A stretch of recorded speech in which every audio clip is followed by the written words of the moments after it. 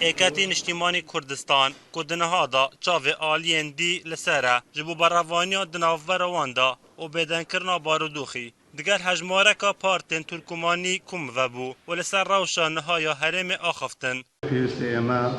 ناوماڵی کوردستانی بە هەموو ئەحزابی کوردی و کوردستانی و ئەحزابی تورکمانی و ئەحزابی مەسیحی هەموو ئەو پێکاتە سیاسی و قومیانەی کە لە کوردستان ئاژین ئەرکی هەموو لایەکمانە کار بۆ چارەسەرکردنی وەزع بکرێت. آلین ترکمانی روشا حرم بنا آسایی بناور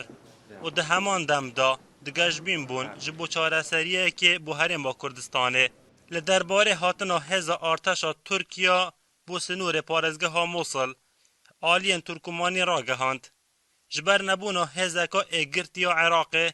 هر ده چاواره کرن هزن در و رول عراق بکن ئێمە تەمەندا دەکەین عێراق وڵاتێک وایە بەڕاستی بیتوانی وایە خاوەن هێزێکی وا بایە بیتوانی وایە دیفاع لە هەموو شوێنەکانی خۆی بکات بەڵام بەداخۆستا لە وەزعێکدایە کە دەبینین قوتێکی زۆر نەک تەنها تورکیا قوتێکی زۆری وڵاتان و شوێنەکانی تریش لە عێراقن دیار لە کاتی خۆیان بە قسەی هەردوو لە بەتایبەتی تورکیا ئیتفاقێک کراوە ئەوانە کە هاتوون حکوومەتی عێراقیش وەڵامی خۆی داوە ئێمە لەگەڵ ئەوەیدا بارودۆخەکە هێور بیتەوە و دووەلیەن لەگەڵ ئەوەیدان کەوا بەڕاستی کە هەم تورکیا هەم عێراق لە ڕێگای گفتوگۆ و دیالۆگ و قونسوڵخانەکانی خۆیان ئەو کێشەیە چارەسەر کرد. لدم بوریدا ایکتی بمرم آسایی کرنا دوخا حرمه جماره اکا جوین و کمبونان دگل آلین سیاسین حرمه انجام دا و چندین پیشنیار داین پارتی و گوران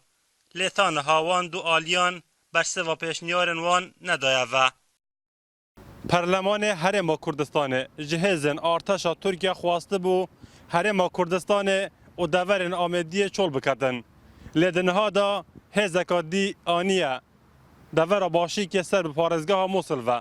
اوه جی نرازی بون لجم چندین لعن عراق و حرم کردستان درست کریه و دخوازن که هزن ارتش ترکیه حرم کردستان چول بکردن. ایاس عبدالله NRT هولر